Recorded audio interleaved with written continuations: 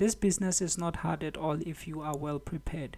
Always make sure that you already know what asset and setup you are hunting for way before you even open your charts. How do you achieve this? By doing your analysis at night before. That way you know exactly which asset and which setup you'll be hunting for the following day, because each and every day we come to our charts, we are hunting. For example, last week I took two beautiful executions. One was actually on BTC and the other one was on UK 100, of which I'm going to share in this video.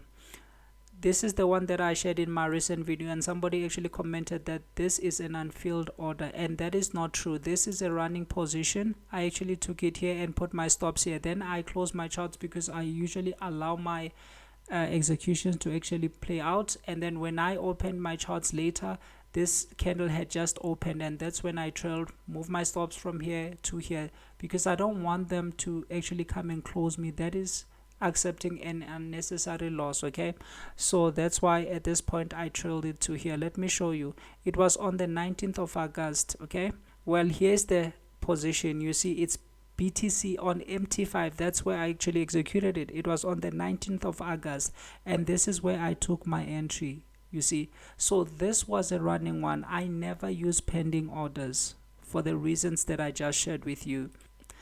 And this is the second one that I actually took on UK 100. As you can see, it's still the same thing. This is not an unfilled order. This is a running order. I executed here and I put my stops here. Okay, and I'm gonna show you everything and all the reasons as to why I took it.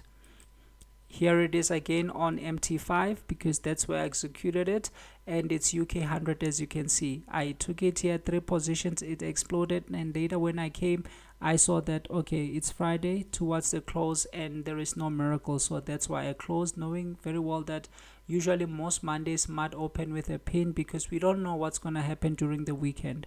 So I don't usually hold through the weekend unless maybe it's something that has been running and something that is part of my swing. Okay, so this is the, and yesterday I took 3 other positions and I closed them here. As you can see, I added this on UK 100, and the good thing is this video was actually meant to be posted yesterday before this actually happened, because I explained the analysis for yesterday in this video. So that's actually gonna be a plus for everybody's gonna watch this video, because I analyzed this day using this day before actually taking it, but I was busy, of course. Yesterday I couldn't post it, and now you have the analysis for this day and you also have the executions I took on this day. You see, yes, it's not that big. Took the position, it went 20 and I took 20 points, but you need to understand that some days you will take it and expect them to go up and they won't do that. Still, you have to come and take your profits, and mind you, these are 3 different positions. So for me, it's a very nice big win,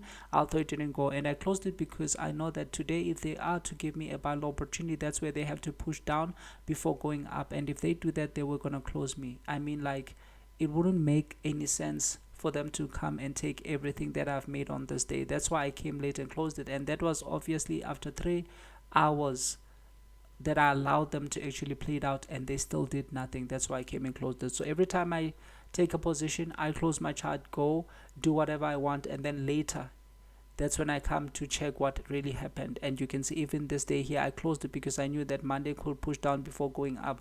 So my thought process is the same, and fortunately I did an analysis on this day before taking this one, and I believe that is actually gonna help. Okay, so execution, and I closed it here, 3 position, very smooth. So let's go to the charts and I'll share with you why I actually took it. Well, number one, it's the same thing every single time. When you look at my charts, I have yesterday's highs denoted by these lines, yesterday's lows denoted by these black lines below, and yesterday's closing price denoted by the red lines. And I've shared the significance of the highs and the lows as explained in this book. Okay, and again, we have this pink highlighted box, which is the high of the previous week. Every week I want to see what happened last week, because we're gonna have a lot of stop orders, stop losses placed high above and below last week's range. Okay, so as you can see, this is the high that was made on Monday, and this is the low that was actually made on Friday, hence this box here. I don't want to go all the way back to the previous week and try to see where these areas are. Okay, and the indicators in my description, you can download it there. So with that said, we have prices that have been going down all this while everything was going down, and we need to understand that. So this is proper structure, and this is something everybody needs to know. However, we simplified by using yesterday's highs and yesterday's lows, okay, and that's where we formulate our bias. For instance, when prices are going down, they are actually breaking the lows. You can see here this low was violated, you can see here this low was violated, and this low was violated. However, the highs remain intact, the high remained intact, the high remain intact, and that's exactly what you see all over here. Look at the highs, intact, intact, intact. The only things that are currently being broken are actually the previous day's low. That's why I have this indicator. The previous day's low was broken, and again this day's low was broken as well. And as we keep going down, they are actually breaking the lows, and this is very important because mostly people want to counter. You can use the reversal strategy only if they hold the level, but most of the days if they are not holding the level, then you have nothing to do, and all of a sudden again they break the low. Now this is not just the low of Friday, it's also the low of the previous week. Now we know we have a lot of stops above and a lot of stops below because people use different time frames, and other people use the weekly and the daily time frames or the 4-hour time frames. So we're gonna have a lot of stops here, okay? And this is actually used by big institutions. That's why I actually reference this book here. It was actually written by a former market maker. He worked for Wall Street and currently is a CEO of one of America's most successful investment banks. So this is used by big banks and also by institutions. That's why these areas are super important. Okay, you can see explained in this book here. And again, this is not really a break because every time a level is broken, you need to be able to distinguish between a stop hunt and a real break. This is just where they are stopping hunting. And if you are looking at this, you need to start asking yourself questions. Okay, why? Because if you draw a line from this day here, you can see nobody's being allowed any form of. Why are these people not allowed to actually be a little bit profitable? Because you can see everybody who actually went short here, they were given at least a lot of space where they can actually profit from. But the ones who took a short here on this breakout, because almost everybody is a breakout trader, okay, at some point. That's why we also wait for the highs and the lows to be broken. It's because we are breakout guys, okay? So those who are shorting here, they were never allowed anything. Instead, they were just trapped, okay? And they kept holding areas. You can see this high and this low was not broken. Here again, you see they broke down, but this is not a break, this is a stop. That's why they hardly close below this low. So this tells you that everybody who was shorted from Monday is actually trapped. And if they trap for this many days, they are actually going to punish. So they are trapping at the low of the week. Okay, this is now interesting. We want to see whenever they give us a fail break, and this of course was the first day they now broke the high. You can see they just pieced. This is not really a break. This was the first day they broke the high, and as I said, look at this. As they are going down, they're breaking the lows, breaking the lows, breaking the lows, and all of a sudden there's gonna be a day when they now do what? Break the highs. And immediately when they break the highs, now this is a break in structure because they violated the structure. If they were to go down, they were not supposed to violate the structure. But again, this can still be a stop hunt at the top, so we still need to make sure this is actually a real break, okay? And if it's a real break, then this actually renders this last break. As you can see, this was the last day that actually broke the low down, okay? They broke the low down, which is this low. The last break to the downside is now called a failed break when they break the high.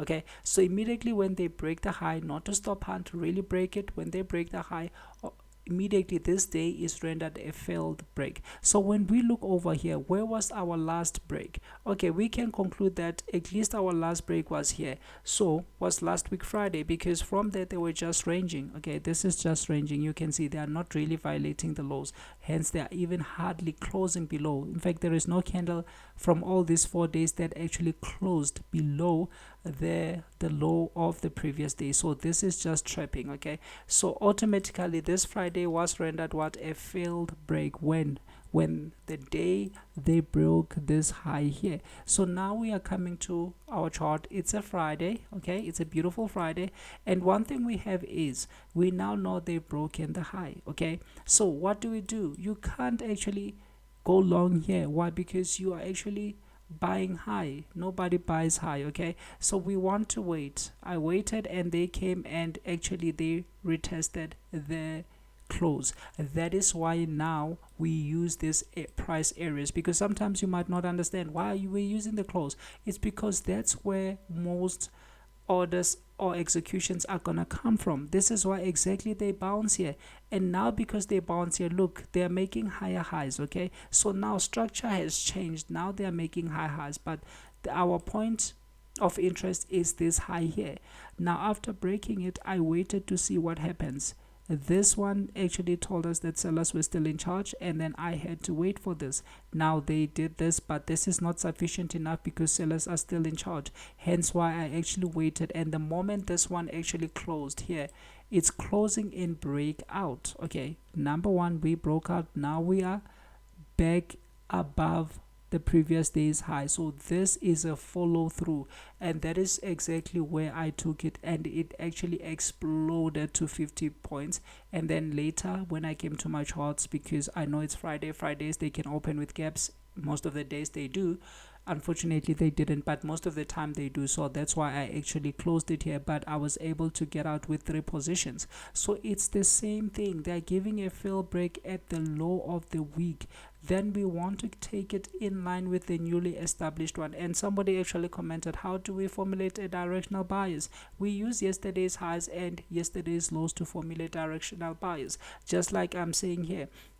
If you want the easiest execution, wait for a fail break. Okay, and if it's happening actually at the low of the week or at the high of the week, then that's a bonus, that's a dead giveaway. All right, because this one is actually a fail break. This was the last day of breakouts. From there, nothing actually really close. Okay, this low is lower than this one, but it's only because they were pins, and this was a clear trap. You can see that they have trapped here, and now they are ready to reverse, and this is where they confirmed it with a break.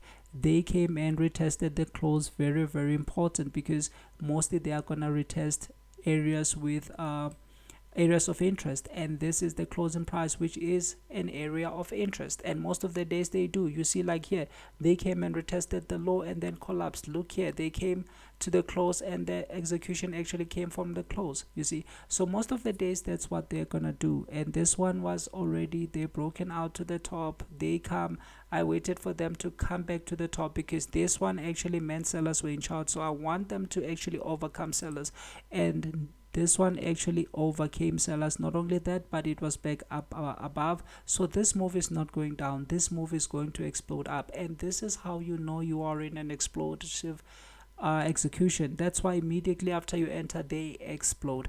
I will be sharing more in this, and please, if this video actually helped you, hit the like button. It helps with the algorithm. That way I can keep on posting more of these videos if they are helping you. Okay, so this is the easiest way to actually execute. Wait for a fail break, and then once they're broken out today, let's say today, if they can give me something like this, because if I want to be going up, I want them to push prices down and give a buy low opportunity. If they do this and confirm, very important for them to confirm, then I will be going up.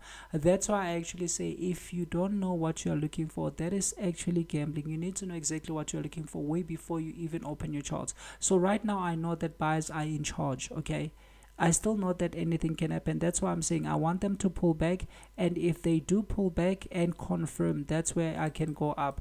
Another possibility, of course, but it's Monday they can still hold prices and do nothing.